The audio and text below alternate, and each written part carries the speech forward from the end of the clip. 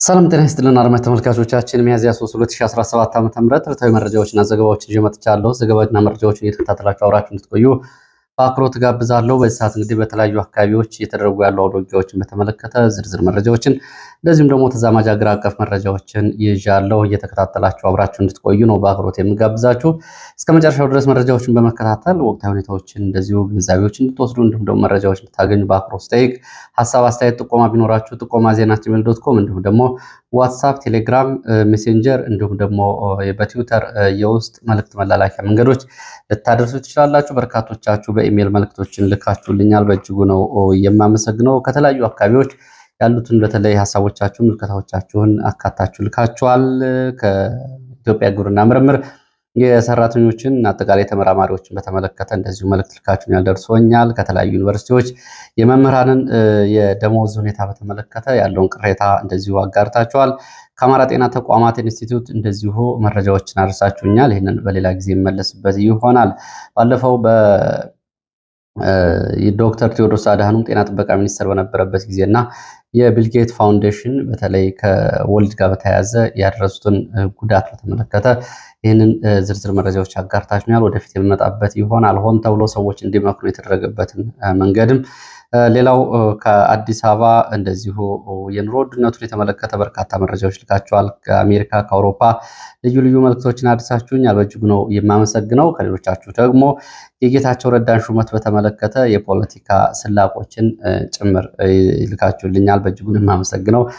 ጌታቸው ረዳና አብይ አህመድ በጦርነቱ ጊዜ የነበራቸውን ሁኔታ በተለይ ጌታቸው ረዳ በየቀኑ በትግራይ ሚዲያዎች ያስተላልፈው የነበረውን አብይ አህመድን የማዋረድ እንዲሁም ደግሞ አብይ አህመድ ላይ ያነጣጠሩ ስድቦችን እና የቃላት ጦርነቶችን በተመለከተ እነዚህን አስታውሳችሁ የፖለቲካ ተለዋዋጭ ነው የሚል እንግዲህ ሀሳቦችን አድርሳችኋል።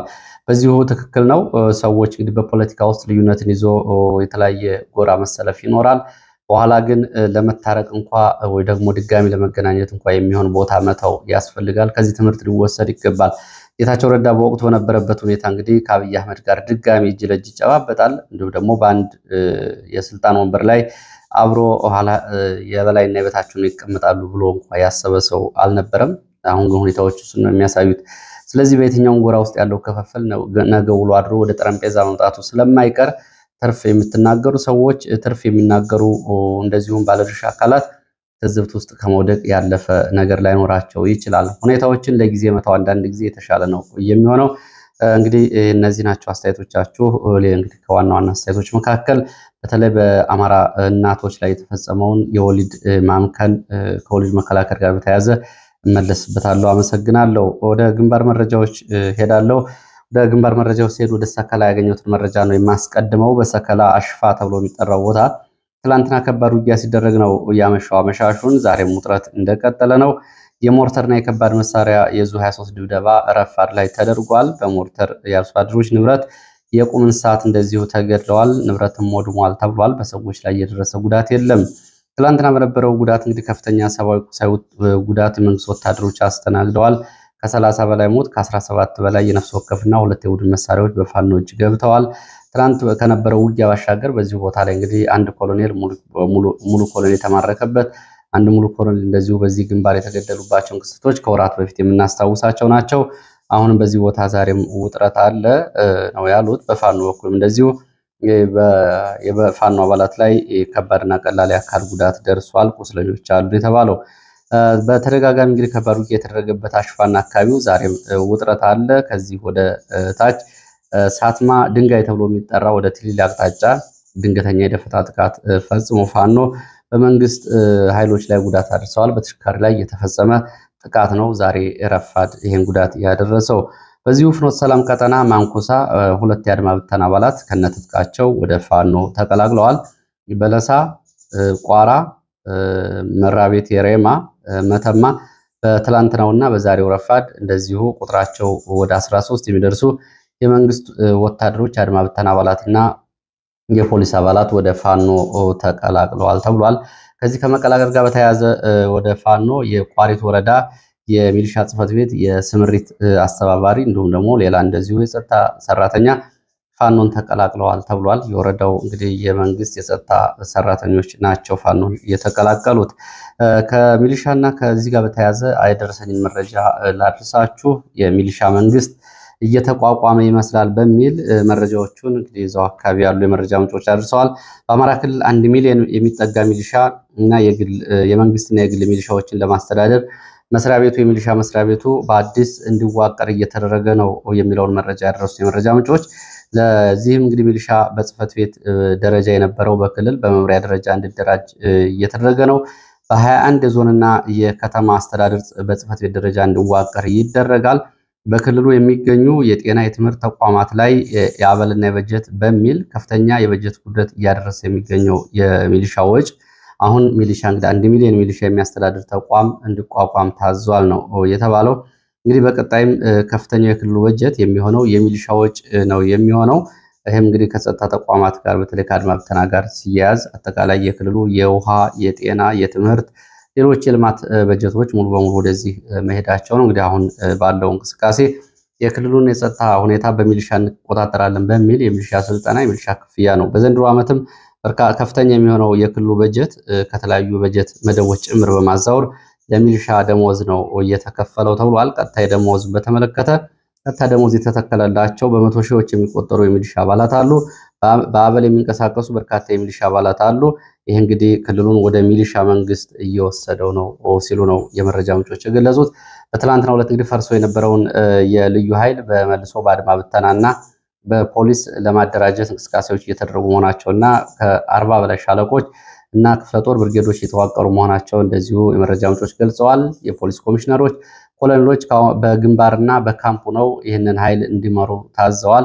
በ3 ወራት ውስጥ መከላከያ ክልሉን የክልሉ ጸጥታ ይረከበው የሚል አቅጣጫ ማስቀመጡ ተከትሎ በርካታ የብልጽግና ባለስልጣናት ከፍተኛ ስጋት ውስጥ ናቸው። አሁን ባለን የጸጥታ ኃይል ፋኖን ልንመክት አንችልም፣ መከላከያ መቆየት አለበት የሚል ጥያቄ ነው እያቀረቡ ያሉት። መከላከያ ይህንን ይበል እንጂ ግን መከላከያ አሁንም ከክልሉ እንደማይወጣ ማሳያዎች አሉ። በርካታ ኃይል ወደ አማራ ክልል እየገባ መሆኑን ነው መረጃዎች የሚያሳዩት። ሰሞኑን በተለያዩ የወታደር ማሰልጠኛ ጣቢያዎች ከሰለጠነ ሰራዊት ውስጥ ከ60 በመቶ በላይ የሚሆነው ወደ አማራ ክልል እየተጓጓዘ ነው ተብሏል። በሰሞኑ እንግዲህ በተለያዩ አካባቢዎች ስልጠና ካደረጉት ውስጥ ከ25,000 በላይ ወታደሮች 60 በመቶ በአማራ ክልል እንዲሰማራ ተወስኗል። የተጨማሪ ኃይል ነው እንግዲህ ክልሉን የአማራ ብልጽግናን ቶሎ ራሳቸውን ቻሉ እያሉ ቢያጣድፏቸውም ግን ከክልሉ እና አብይ አህመድ የመውጣት ፍላጎት እንደሌላቸው ማሳያ ነው። ይህንን ክልል ለቀው ወጥተው የሚያስተዳድሩት የኢትዮጵያ አካል አይኖርም። ስለዚህ እዚሁ እየተዋጉ ክልሉም እየደቀቀ ይቆያል እንጂ እና አብይ አህመድ ለቀው እንደማይወጡ ይሄ ማሳያ ነው የሚሉ አስተያየቶችንም ጨምራችሁኛል። በእጅጉ ነው የማመሰግነው። ወደ ግንባር መረጃዎች ይቀጥላለሁ። ወደ ግንባር መረጃዎች ሲቀጥል ወደ እስቴ የሚወስደን መረጃ ነው የማስከትለው። በስቴ በፋኖ ስም የሚንቀሳቀሱ ሽፍቶች በማህበረሰቡ ላይ ከፍተኛ በደል እየፈጸሙ ነው ተብሏል። እነዚህ በተለይ ዳኝ ተብሎ በሚጠራ ቀበሌ ሃይማኖት ተኮር ጫና ጭምር እያደረጉ ያሉ ፋኖንን የሚሉ ሽፍታና ዘራፊዎች አሉ ተብሏል። እውነተኛ ፋኖዎች እነዚህን ዘራፊዎች በአስቸኳይ ሊያስቆሙና ከማህበረሰቡ ጋር በመተባበር እርምጃ ሊወስዱ ይገባል። ይህ እርምጃ የማይወስዱ ከሆነ ግን ጉዳዩ ወደ ፋኖ ነው የሚሄደው። ዘራፊ ወንበዶቹ ላይ እርምጃ የማይወሰድ ከሆነ ማህበረሰባዊ ቅሬታው ለእውነተኛ ፋኖዎች ይተርፋል። ስለዚህ እውነተኛ የፖለቲካ ዓላማ ይዘው የሚታገሉ ፋኖዎች ሃይማኖታዊ ጫና እንዲሁም ዝርፊያ ከሚፈጽሙ ተራ ወንበዴዎችና ሽፍቶች የማህበረሰቡን ሊጠብቁ ይገባል ነው እየተባለው። እንደዚህ አይነት ቅሬታዎች ከብዙ አካባቢዎች ነው የሚመጡት። ይሄ መሆን አለበት። እንግዲህ ከዚህ በላይ ዝርዝር መረጃዎችን አድርሰዋል የመረጃ ምንጮቹ።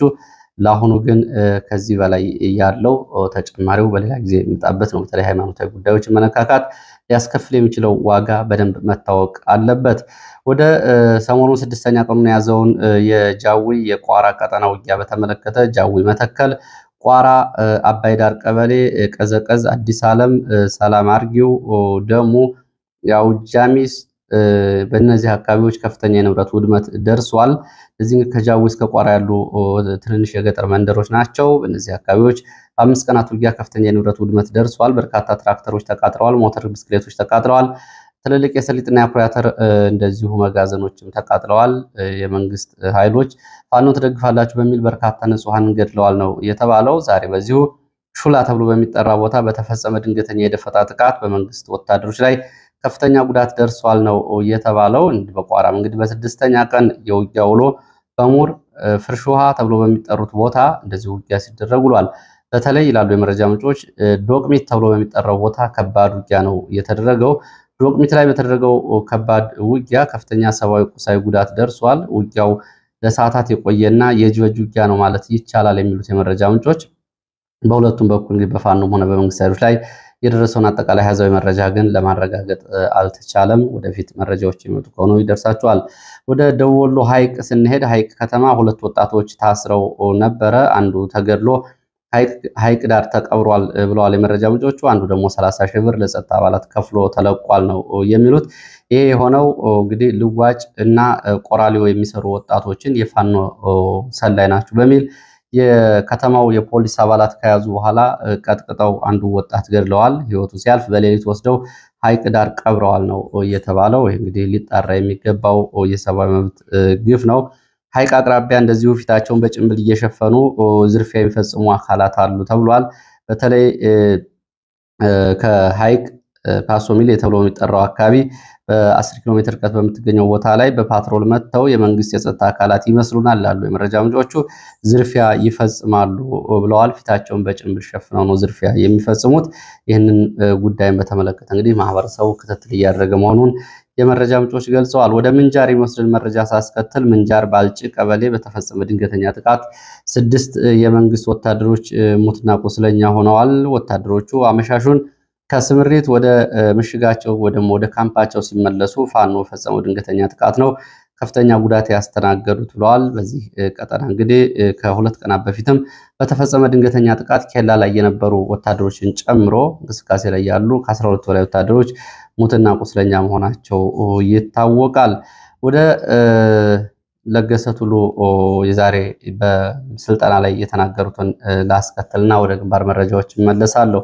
እንግዲህ የማህበራዊ ሚዲያውን በተመለከተ አሁን ባለው ሁኔታ ማህበራዊ ሚዲያው ከፍተኛ ጫና ነው እያሳረፈ ያለው። ቀላል የሚባል ተጽዕኖ የለውም። መረጃዎች እየተላለፉ የሚገኙት በዚህ ነው። ደግሞ ብልጽግና ደግሞ እንግዲህ መሬት ላይ ከሚሰራው መንግስታዊ የስህተት ባሻገር በዜጎች ላይ የሚደርሰው ጦርነት ወለድ የንጹሃን ጭፍጨፋን በተመለከተ የሚያጋልጡ የማህበራዊ ሚዲያዎች የመንግስትን እንከኖች የሚያጋልጡ የማህበራዊ ሚዲያዎችና ዘገባዎችን በተመለከተ በተደጋጋሚ ማህበራዊ ሚዲያ ላይ ብልጫ ለመውሰድ ሲንቀሳቀስ የቆየ የብልጽግና ሰራዊት በአዲስ አበባም በአገር አቀፍ ደረጃም የብልጽግና የሚዲያ ሰራዊት ቢገነባም አሁንም ማህበራዊ ሚዲያ ላይ ብልጫ መውሰድ እንዳልቻለ እና አዲስ ስልጠና ተሰጥቶ በሚቀጥለው ጊዜ መንግስት እንዳንድ ትልቅ የመንግስት ተጓዳኝ ጉዳይ ይዞ ማህበራዊ ሚዲያውን መቆጣጠር አለበት በሚል ስልጠና እየተሰጠ ነው የሚገኘው። በዚህም እንግዲህ የሚዲያና የኮሙኒኬሽን ስራውን ከተለመደው አሰራር ማውጣት አለብን ብለዋል ለገሰ ቱሉ። ሁሉም የተግባቦት አማራጮችን እንግዲህ ሁሉንም ማህበራዊ ሚዲያና መደበኛ ሚዲያዎች አማራጮችን በመጠቀም ወደ ህዝብ መድረስ ይጠበቅብናል።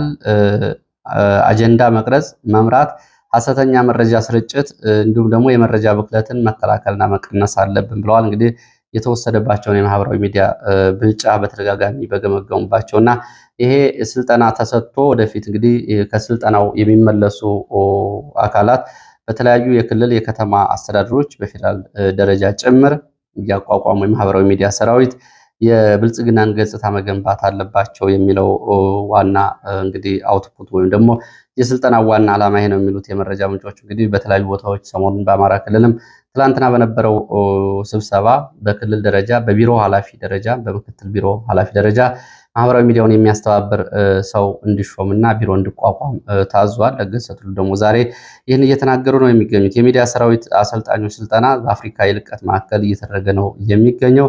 እነዚህ ሲመለሱ እንግዲህ እስከ ቀበሌ ድረስ አደረጃጀት ለመስራት ነው። በበረከት ስምኦን ጊዜ የነበረውን የኮሙኒኬሽን ጥርነፋ አሁን ተግባራዊ ማድረግ አለብን በሚል ነው እየተንቀሳቀሱ ያሉት።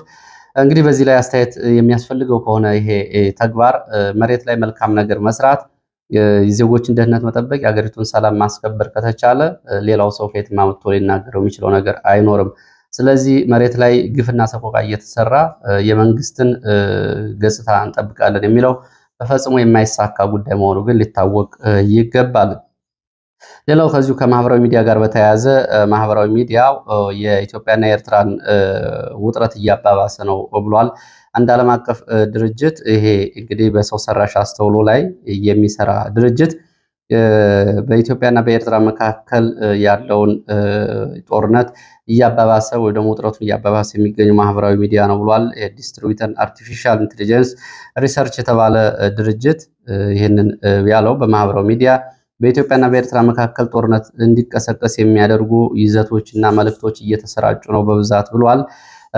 በተለይ ትዊተር እና ዩቲዩብ ደግሞ በኢትዮጵያና በኤርትራ መካከል ግጭት ለመቀስቀስ ዋና መልእክት የሚተላለፍባቸው የማህበራዊ ሚዲያ አውታሮች ናቸው ብሏል። በማህበራዊ ሚዲያ በብዛት እየተሰራጨ ነው ብሏል። በተለይ እንግዲህ እነዚህ መልእክቶች ትዊተር እና ዩቲዩብ ላይ የሚተላለፉ መልእክቶች የሁለቱን ሀገራት ውጥረት እያባባሱት ነው ብሏል። የኢትዮጵያና የኤርትራ መንግስት አንዱ የአንዱን ተቃዋሚና ተዋጊ በማሰልጠን በመመልመል ላይ ይገኛሉ። ይህም ጉዳዩን ወደ ጫፍ እየወሰደው ነው ብሏል። ይሄ ተቋም የትግራይ ጦርነትም እንደዚሁ ድጋሚ እንዳይቀሰቀስና አውዳሚ የዜጎች ህይወት የሚያወድም ተግባር እንዳይፈጸም ዓለም አቀፍ ማህበረሰቡ ትኩረት ሊሰጠው ይገባል ብሏል። በአጽሮቱ ዲኤአይአር የሚባለው ድርጅት። ሌላው መከላከያ እንግዲህ ከሰጣቸው ከዚሁ ጋር ከኤርትራ ጋር የሚያያዝ ነው። ዛሬ መከላከያ ባህር ኃይል አዛዡ አድሚራል ክንዱ ገዙ የባህር ኃይል የሰው ኃይል ስልጠናና አቅም ግንባታ መሰረተ ልማት እንዲሁም ወታደራዊ ዝግጁነትን እያሳደግን እንገኛለን ብለዋል።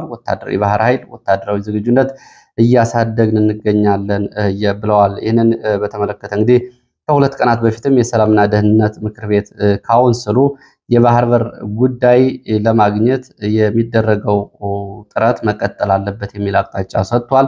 እንግዲህ ከሁለት ቀናት በፊት አብይ አህመድ የሚመራው የሰላምና ደህንነት ካውንስል ይህንን አቅጣጫ ከሰጠ፣ ዛሬ ደግሞ በመከላከያ የባህር ኃይል አዛዥ ይህንን ከተናገሩ ጉዳዮቹ ሲገጣጠሙ ወደ የት እየሄዱ ነው የሚለውን የሚያሳይ ይሆናል። የባህር ኃይል አባላት እንግዲህ እንደምታስታውሱት በዚህ ከፋኖ ጋር የተደረገ ባለው ጦርነት በሸዋ ቀጠና፣ በይፋት ቀጠና በተለይ በሸዋ ሮቢት፣ ራሳ፣ ይፋት ቀጠናዎች በውጊያ ውስጥ ነው የሚገኙት። በዚህም እንግዲህ እንደ እግረኛ ሰራዊት የገቡት የባህር ኃይል አባላት በርካቶቹ ጉዳት ደርሶባቸዋል። ይህንን በተመለከተ ያው እንግዲህ ከዚህ ጋር በተያያዘ ብዙ ቀልዶችም ሲቀለዱ ነበር። እንግዲህ ሸዋ ሮቢት ነው ወይ የኢትዮጵያ የባህር ኃይል የሚለው። ለማንኛውም እንግዲህ የባህር ኃይል ምስረታና የቀይ ባህር ጉዳይ በአፍሪካ ቀንድ አዲስ ውጥረት ይዞ እየመጣ ያለ ጉዳይ ነው። ሌላው መረጃ ዛሬ ምክክር ኮሚሽኑ ላይ የተነሱ ነጥቦችን በተመለከተ ከባህር ዳር የመረጃ ምንጮቹ የሚከተለውን አድርሰዋል። በትላንትናው ዕለት እንግዲህ 3 መድረኮች ናቸው ከዚህ ጋር በተያያዘ እየተደረጉ ያሉት።